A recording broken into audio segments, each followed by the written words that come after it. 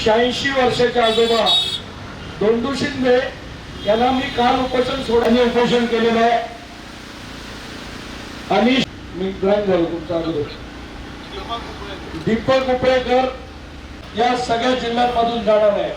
त्यानंतर गावागावांमध्ये अनेक ठिकाणी आमच्या मागण्या मान्य होत नाही। उपोषण हा पहिला टप्पा आहे। महाराष्ट्र सरकारने आमच्या मागण्या मान्य केल्या नाही। ग्रामीण जागा जेवढ्या आहेत 25 ठिकाणी किती शेतकरी आम्हाला समर्थन देतात यासाठी जे वर्षानुवर्ष काम करतायत जे शेतकरी आणि जर आमच्या सरकारने मागण्या मान्य प्रत्यक्ष माकडं पकडण्याची प्रक्रिया या उपोषणाच्या शेवटच्या दिवशी ही आम्ही गोष्ट आणि आपण हे उपोषण आंदोलनामध्ये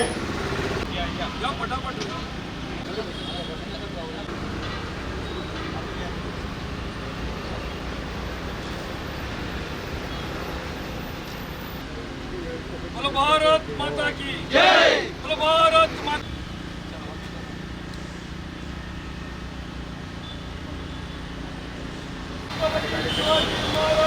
जय। अंबा बागायतदारांना कर्जमाफी झालीच पाहिजे। अंबा बागायतदारांना कर्जमाफी झालीच पाहिजे। झालीच पाहिजे। यादवराव झालीच पाहिजे। बोलो भारत बोलो भारत माता की जय, छत्रपती शिवाजी महाराज की जय। अंबा बागायतदारांना कर्जमाफी झालीच पाहिजे। मच्छीमारांना कर्जमाफी झालीच पाहिजे। काजूबीला हमीभाव मिळालाच पाहिजे। सुपारीला हमीभाव मिळालाच पाहिजे। मच्छीमारांना 1000 कोटी दरवर्षी मिळालाच पाहिजे। भारत माता की जय, छत्रपती शिवाजी महाराज की जय। लोकमान्य टिळकांचा विजय हो, स्वातंत्र्यवीर सावरकरांचा विजय हो, झाशीच्या राणी लक्ष्मीबाईचा विजय हो। भारत माता की जय। कोकण आज उद्ध्वस्त झालंय। गावं रिकामी झाली, शाळा बंद झाल्या, गावाच्या घरांना टाळी, सगळे चाकरमानी झाले आणि जमिनी विकण्याचा मुख्य धंदा कोकणामध्ये सुरू झाला।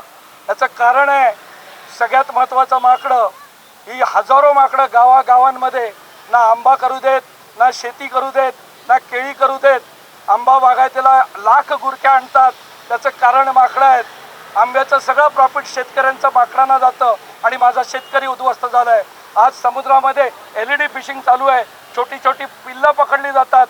बेशिस्तपणे काम केल्यामुळे आज हजारो वर्ष मच्छीमार जो मासे पकडतोय त्याला मासे मिळत नाहीत, मच्छीमार उद्ध्वस्त झाला आहे। त्या ठिकाणी 40% राज्याचं उत्पन्न कोकण देतं, पण कोकणाला गेल्या 77 वर्षात मदत केली नाही। आम्ही जर इलेक्शनमध्ये निवडून उभा राहायचं नसेल तर सरकारने आमच्या मागण्या मान्य कराव्यात आणि जर त्या मान्य झाल्या नाहीत तर संपूर्ण कोकणात आणि मुंबईत सुद्धा, हो मुंबई सुद्धा आमची आहे, त्यामुळे मुंबईत भांडूपसारख्या ज्या कोकणी सीट आहे तिथे आमच्या स्वायत्त कोकण समितीचे सदस्य उभे राहतील आणि आज 10 लोकांनी आपापल्या पक्षाचे राजीनामे दिलेत। उद्या हजारो लोक कोकणातले जे कोकणाच्या मातीवर प्रेम करतायत ते आपापल्या पक्षाचे राजीनामे देऊन स्वायत्त कोकण समितीचं आणि स्वराज्यभूमी अभियानाचं काम करतील। जय शिवराय, छत्रपती शिवाजी महाराज की जय। मागच्या 6 दिवसामध्ये मी स्वतः आमरण उपोषणाला बसलोय, पण हे सरकारी अधिकाऱ्यांनी साधं ब्लड टेस्ट करण्याची व्यवस्था केली नाही।